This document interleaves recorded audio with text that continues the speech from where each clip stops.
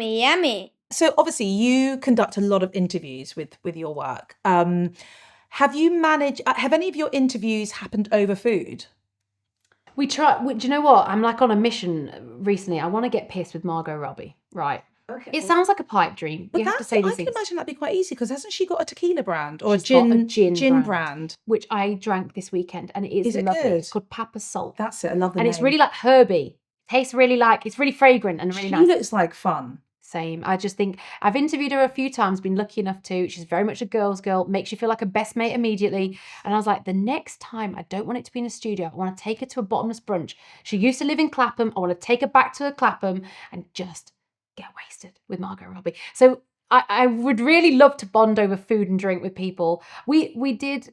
I have randomly eaten like chips with the Jonas Brothers, which is a random one. I mean, that's bizarre. That was a sentence I wasn't expecting to hear. It always sounds ridiculous. My life is ridiculous. Sometimes I say these things and think, where were you for that? That actually weirdly was at the Devonshire downstairs, because they've got this back room where it's like for those who don't know, it's just a pub in central London that's ended up becoming quite cool. It's known for doing really good Guinness, having a private area in the back where people like you, Ed Sheeran's, whatever, can just get away from the crowds. And so we decided to take the Jonas Brothers there for like a British day out. And that was really cool. They also do pickled onion Munster Munch crisps behind the bar. And that's why I love them. Great.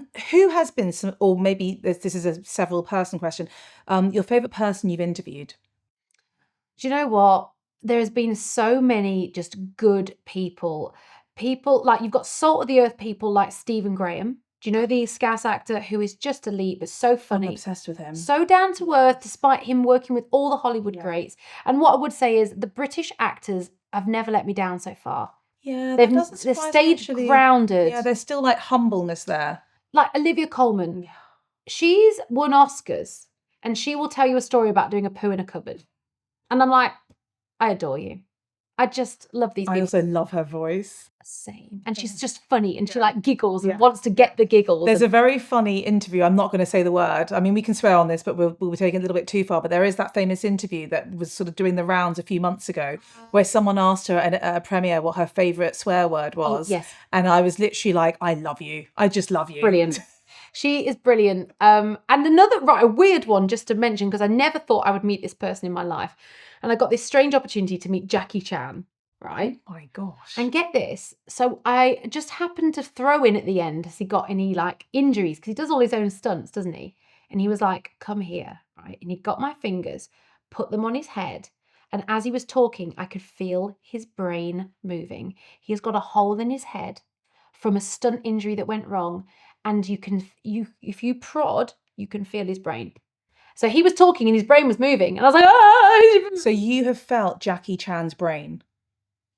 Well, put that on your gravestone. I know. What was she known for? Right, well, yeah, mad scenarios that you never thought you'd be. I don't know if you're going to answer this, but has there been anyone that's been quite challenging, or what makes a challenging guest? Because listen, I've had my fair share as well. Yeah, you do. Do you know that the hardest ones you ever do are those movie junkets? Yeah. And it's hard to explain to somebody why they're horrible, but and then you get a Margot Robbie who makes it dead easy. But let's say you don't get that warmth, and there are a few actors that are like that are also intimidating because they're so famous and so well known.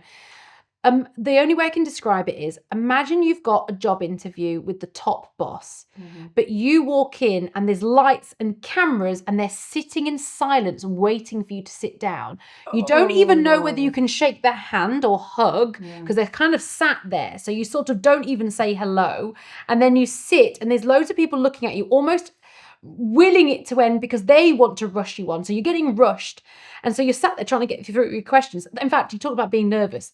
Junkets do make me a bit on edge, because I've done junkets before where I've had like the PRs or whoever just doing actions at me and I don't know if I'm coming or going, or do they need me to, if I said something wrong.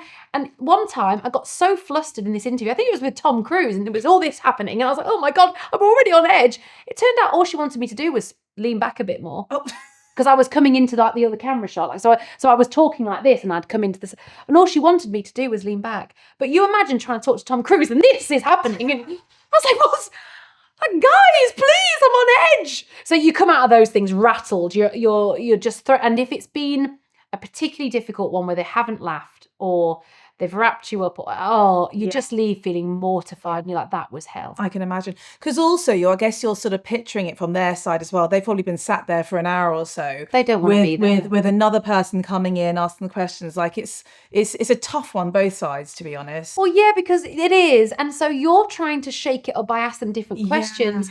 But the production team who are in charge of the movie don't want you to go off topic because they want you to promote the film.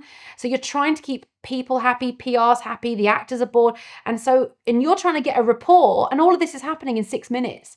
6 minutes to make them like you, let their guard come down, make them trust you, have a little laugh with you, and say something they haven't told someone else. What, and you're expecting that to actually happen. And that is why when they go big and they are brilliant, is because those stars have aligned, and that doesn't happen every time. Hungry for more? Hit subscribe.